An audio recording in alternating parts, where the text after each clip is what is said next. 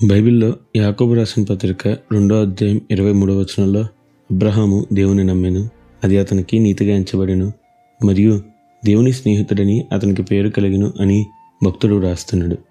మీరు ఎప్పుడైనా అబ్రహాముకు దేవునిపై గల విశ్వాసం గురించి ఆలోచించారా?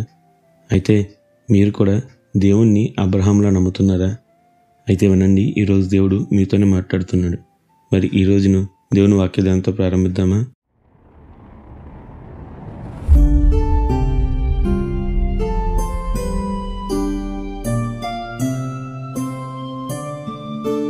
బైబిల్లో కొత్త నిబంధన గ్రంథంలో మోషే తర్వాత అంత ఎక్కువగా ప్రస్తావించబడిన మరో వ్యక్తి అబ్రహాము మాత్రమే.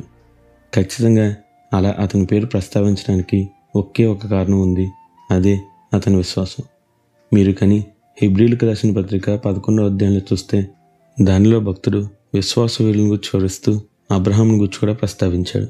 ఆ మాటల్లో మొదటిగా మనం చూస్తే అబ్రహాము దేవుని నమ్మి తనకు దేవుడు వాగ్దానంగా దయచేసిన భూమి ఎక్కడుందో ఎలా ఉందో తెలియకుండానే తన ప్రాంతాన్ని తన వారిని విడిచి వచ్చాడని రాయబడింది.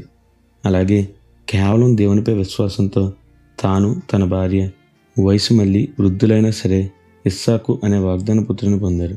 అంతేనా, తనకు వృద్ధాప్యంలో దేవుడు అనుగ్రహించిన ఏకైక సంతానాన్ని దేవుడు బలివ్వమని కోరగా మృతతుల్యమైన నాకు సంతానం దయచేసిన అదే దేవుడు మృతుల్లో నుండి సైతం నా కుమారుని లేవనెత్తగలడు అని చెప్పి విశ్వాసంతో తన కుమారుని బలిగా ఇచ్చేశాడు. నిజానికి దేవుడు అతని బలిగా తన కుమారుని ఇవ్వనివ్వలేదు, కానీ అబ్రహాం హృదయంలో మాత్రం దేవునికి విధేయత చూపిన తోడనే ఆ కార్యం విశ్వాసంతో జరిగిపోయింది. ఇలా ఇంతగా దేవుని నమ్మిన అబ్రహామును యాకోబు భక్తుడు అంటున్నాడు విశ్వాసులకు తండ్రి అని, దేవునికి స్నేహితుడు అని.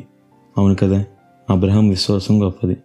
అందుకే అతడు గొప్పగా ఆశీర్వదించబడ్డాడు, అనేకులకు ఆశీర్వాదకరంగా మారాడు. మరి మనం సేవిస్తుంది కూడా అదే దేవుడు కదా. ఆయన నిన్న నేడు రేపు ఒకే రీతిగా ఉన్నాడు, తరతరాలు ఒకే రీతిగా ఉంటాడు. మరి మనమెందుకు దేవుణ్ణి అబ్రహాంలా విశ్వసించకూడదు, అబ్రహాంలా ఆశీర్వదించబడకూడదు, అబ్రహాంలా అనేకులకు ఆశీర్వాదకరంగా ఉండకూడదు? ఆలోచించండి. అట్టి గొప్ప ధన్యత దేవుడు మనందరికీ దయచేయనుగాక. నిత్యం ఘనత మహిమ ప్రభావములు యేసుక్రీస్తు నామానికి కలుగునుగాక. ఆమెన్. హల్లెలూయా.